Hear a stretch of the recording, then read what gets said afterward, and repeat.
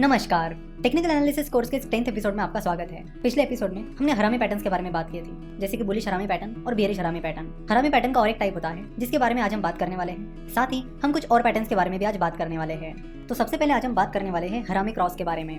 जैसे कि हमने देखा है कि हरामी पैटर्न में दो कैंडल्स होती है, एक मदर कैंडल और एक बेबी कैंडल। और जो बेबी कैंडल होती है उसकी बॉडी बहुत छोटी होती है। तो कई बार ऐसा होता है कि जो बेबी कैंडल होती है वो दोजी होती है, यानी उसका ओपनिंग और क्लोजिंग सेम होता है। तो जब हरामी पैटर्न में बेबी कैंडल दोजी होता है तब उसे हरामी क्रॉस कहा जाता है। तो बुलिश हरामी क्रॉस कैसे दिखेगा और बेयरिश हरामी क्रॉस कैसे दिखेगा, इसे आप यहाँ सामने देख सकते हो। बुलिश हरामी क्रॉस में जो पहली कैंडल होती है यानी मदर कैंडल होती है वो उसी तरह होती है और वो रेड कलर की ही होती है। बस दूसरी कैंडल जो होती है यानी बेबी कैंडल होती है वो दोजी होती है। तो यहाँ बुलिश हरामी क्रॉस में आप देख सकते हो कि उस दोजी की जो ओपनिंग प्राइस है वही उसकी क्लोजिंग प्राइस है, जो हमें दिखाता है कि उस बेबी पैटर्न की ओपनिंग प्राइस और क्लोजिंग प्राइस उसके पहले की कैंडल की क्लोजिंग प्राइस से ऊपर है, यानी ट्रेंड रिवर्स हो सकता है। और बुलिश हरामी क्रॉस पैटर्न बुलिश हरामी पैटर्न से ज्यादा स्ट्रॉन्ग होता है, क्योंकि बुलिश हरामी पैटर्न में जो बेबी कैंडल होती है उसकी बॉडी छोटी होती है, यानी उसकी ओपनिंग प्राइस और क्लोजिंग प्राइस पास होती है। वही बुलिश हरामी क्रॉस पैटर्न में सेकंड कैंडल दोजी होने की वजह से ओपनिंग और क्लोजिंग प्राइस सेम होती है, जो हमें बताती है कि बुल्स ने उस स्टॉक में एंट्री तो कर ली है पर बुल्स अपने मोमेंटम को मेंटेन नहीं कर पाए, जिसकी वजह से वो स्टॉक जहां पे ओपन हुआ वही जाकर आखिर में क्लोज हुआ। सेम चीज बेयरिश हरामी क्रॉस में भी होगी। बेयरिश हरामी पैटर्न और बेयरिश हरामी क्रॉस में मेन डिफरेंस यही है कि बेयरिश हरामी पैटर्न में सेकंड कैंडल यानी बेबी कैंडल की बॉडी छोटी होती है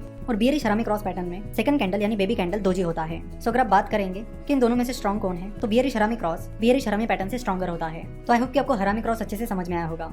अब हम कुछ और पैटर्न्स की बात करते हैं और शुरुआत करेंगे upside gap two crows pattern से। जैसे कि आप यहाँ पर देख सकते हो कि upside gap two crow pattern 3 candle से बना हुआ होता है। पहली कैंडल ग्रीन कैंडल होती है, दूसरी कैंडल रेड कैंडल होती है और तीसरी कैंडल भी रेड कैंडल ही होती है। तो यहाँ पर जो पहली कैंडल है और दूसरी कैंडल है उनकी बॉडी के बीच हमेशा गैप रहता है, इसलिए इस पैटर्न के नाम में अपसाइड गैप ये वर्ड यूज किया गया है। तो जैसे कि हमें नाम से पता चलता है कि upside gap two crow pattern अब ट्रेंड के दौरान आता है, जिसमें शेयर की प्राइसेस लगातार ऊपर चली जा रही है और वो स्टॉक अपने नए नए हाई तैयार कर रहा है। उसी बीच एक रेड कैंडल वहाँ पे तैयार होती है जो कि इस पैटर्न की सेकंड कैंडल है। तो upside gap two crow pattern की पहली कैंडल हमें बता दी है कि अप ट्रेंड चल रहा है और ये पहली ग्रीन कैंडल हमें इंडिकेशन देती है कि अपसाइड ट्रेंड लगातार चल रहा है और उस स्टॉक में बुल सवार है। उसके बाद फर्स्ट कैंडल और सेकंड कैंडल की बॉडी के बीच का जो गैप है वो हमें इंडिकेट करता है कि सेकंड कैंडल पहली कैंडल की क्लोजिंग प्राइस से ऊपर ओपन हुई है, यानी वो स्टॉक शुरुआत में तो ऊपर जा रहा था लेकिन दिन के आखिर तक वो स्टॉक उसकी ओपनिंग प्राइस से नीचे क्लोज हो गया, जिसकी वजह से वो सेकंड कैंडल रेड हो गई। तो ये सेकंड कैंडल हमें बताती है कि अल्दो मार्केट अच्छी खासी प्राइस पर ओपन हुआ था, उसके बाद वो स्टॉक उस बुलिश मोमेंटम को मेंटेन नहीं कर पाया और वो स्टॉक उसकी ओपनिंग प्राइस से नीचे आकर क्लोज हुआ। लेकिन अभी भी आप देखोगे तो इस सेकंड कैंडल की क्लोजिंग प्राइस फर्स्ट कैंडल की क्लोजिंग प्राइस से ऊपर है। तो अब बात करते हैं इस थर्ड कैंडल की। तो ये थर्ड कैंडल भी रेड कैंडल है। जैसे कि आप देख सकते हो कि इस थर्ड कैंडल की ओपनिंग प्राइस उसके पहले वाली कैंडल की ओपनिंग प्राइस से भी ऊपर है, लेकिन फिर से बुल्स अपनी मोमेंटम मेंटेन नहीं कर पाए और वो थर्ड कैंडल की क्लोजिंग उसकी ओपनिंग प्राइस से नीचे रही। यहाँ पर एक इंपॉर्टेंट चीज जो आपको ऑब्जर्व करनी चाहिए वो ये है कि इस थर्ड कैंडल की क्लोजिंग सेकंड कैंडल की क्लोजिंग से नीचे है। तो इस तरह अपसाइड गैप टू क्रॉस से हमें पता चलता है कि बुल्स अपनी मोमेंटम बनाए नहीं रख पा रहे हैं। और थर्ड वाली कैंडल ने तो हमें ये भी बताया है कि उस स्टॉक की क्लोजिंग प्राइस उसके पहले की यानी सेकंड कैंडल की क्लोजिंग प्राइस से भी नीचे है। तो इस तरह ये चीजें इंडिकेट कर रही है कि धीरे धीरे बुल्स अपना कंट्रोल खो रहे हैं, जिसकी वजह से मार्केट में रिवर्सल ट्रेंड आ सकता है। अगर अगले 1 या 2 सेशन तक भी ऐसा ही चलता है तो इन्वेस्टर उस स्टॉक में शॉर्ट पोजीशन ले सकते हैं। अगेन आपको बता दूं कि upside gap two crows pattern उतना स्ट्रॉन्ग पैटर्न नहीं है, तो upside gap two crows pattern के बेसिस पर अपने डिसीजन लेते वक्त आपको सोचने की जरूरत है।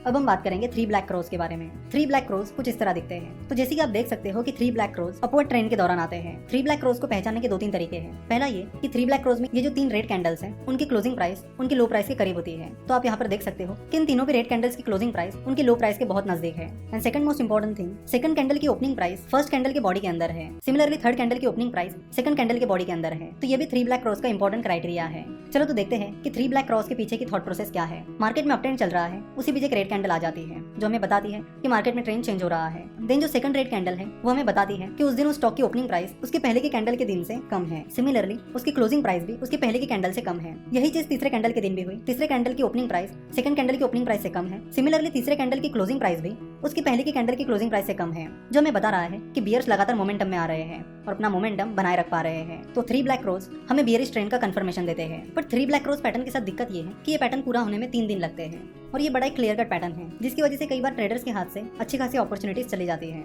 जैसे कि आप देख सकते हो इन 3 दिनों में लगातार वो स्टॉक नीचे गिरता चला गया है। तो जो ट्रेडर्स 3 ब्लैक क्रॉस पैटर्न के बाद अपने डिसीजन लेंगे, हो सकता है उन्होंने उससे पहले की अच्छी खासी अपॉर्चुनिटीज गवा दी हो। सो अगर आपको थर्ड कैंडल के दिन पता चल रहा है कि उस स्टॉक की ओपनिंग प्राइस उसके पहले के दिन की ओपनिंग प्राइस से कम है, तो आप थर्ड कैंडल के दिन अपनी पोजीशन स्टॉक में ले सकते हो।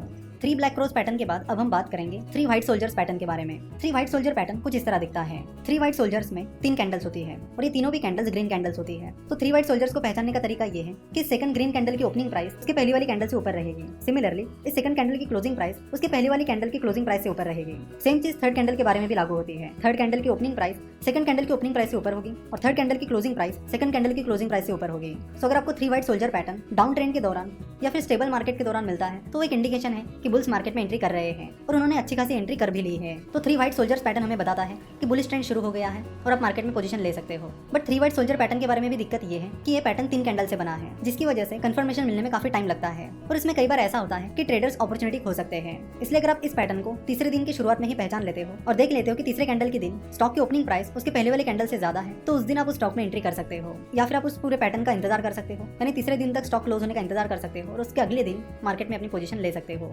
तो आज हमने हरामी cross, upside gap 2 cross, 3 black cross और 3 व्हाइट सोल्जर्स पैटर्न के बारे में बात की। नेक्स्ट एपिसोड में हम पियर्सिंग पैटर्न और काउंटर अटैक लाइंस के बारे में बात करेंगे और उन्हें डिटेल में समझेंगे। आशा करता हूं कि आपको आज समझाए गए सारे पैटर्न्स अच्छे से समझ में आए होंगे।